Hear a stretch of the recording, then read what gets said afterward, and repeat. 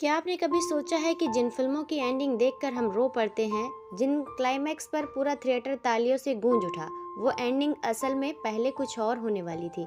जी हाँ, बॉलीवुड की कई बड़ी फिल्मों में ऐसी ही घटनाएं हुई हैं जहां शूटिंग के बाद सेंसर बोर्ड के दबाव में या फिर टेस्ट स्क्रीनिंग के बाद फिल्म की पूरी एंडिंग ही बदल गई। और मजे की बात यह रही कि अगर वो असली एंडिंग रिलीज हो जाती तो शायद उन फिल्मों की कहानी और उनका असर बिल्कुल अलग होता। आज हम जानेंगे बॉलीवुड की 5 बड़ी फिल्मों के बारे में जिनकी एंडिंग पहले कुछ और थी लेकिन बाद में उसे बदलना पड़ा। बॉलीवुड की ऐतिहासिक सबसे प्रतिष्ठित फिल्मों में से एक गिनी जाने वाली शोले का क्लाइमैक्स भी असल में अलग था। फिल्म के निर्देशक रमेश सिप्पी ने शुरुआत में ऐसा क्लाइमैक्स शूट किया था जिसमें ठाकुर आखिरकार गब्बर को मार देता है और अपने परिवार की मौत का बदला ले लेता है।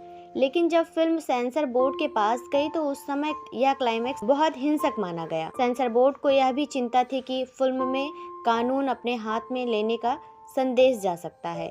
इसी वजह से फिल्म के मेकर्स को मजबूर होकर क्लाइमैक्स दोबारा शूट करना पड़ा। नई एंडिंग में ठाकुर गब्बर को मारने से पहले ही पुलिस आ जाती है और गब्बर को गिरफ्तार कर लिया जाता है, यानी जो बदलने की कहानी थी उसे आखिर में कानून की जीत में बदल दिया गया। शाहरुख खान की फिल्म बाजीगर उस दौर की सबसे अलग और साहसी फिल्मों में से एक थी, क्योंकि इस फिल्म में हीरो ही एक खलनायक जैसा किरदार निभा रहा था।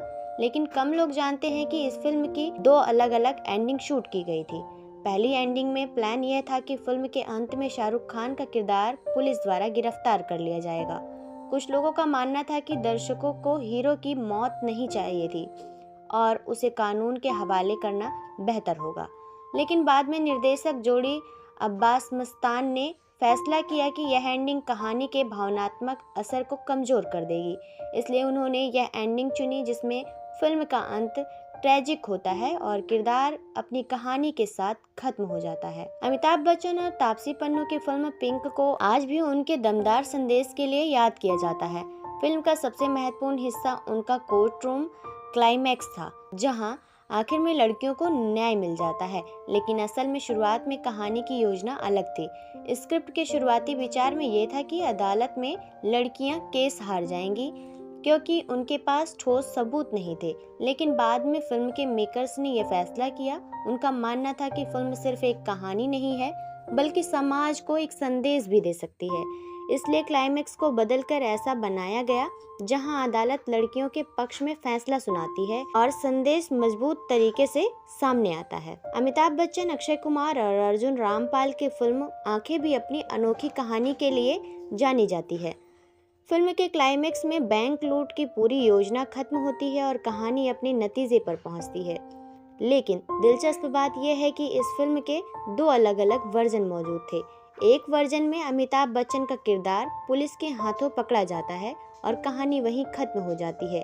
लेकिन दूसरे वर्जन में दिखाया गया है कि वह पुलिस को रिश्वत देकर बच निकलता है और ट्रेन स्टेशन पर जाकर बाकी किरदारों से मिलता है। इस तरह फिल्म का अंत पूरी तरह अलग संदेश दे सकता है। रोमांटिक फिल्म एक दीवाना था भी अपनी अलग तरह की रिलीज के लिए जानी जाती है। इस फिल्म के निर्देशक गौतम मेनन ने प्रयोग करते हुए फिल्म के 1 से ज्यादा क्लाइमैक्स तैयार किए थे।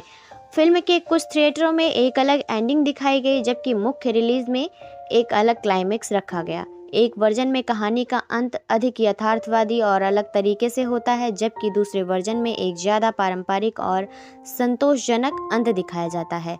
इस तरह दर्शकों ने एक ही फिल्म की 2 अलग अलग संभावित कहानियां देखी।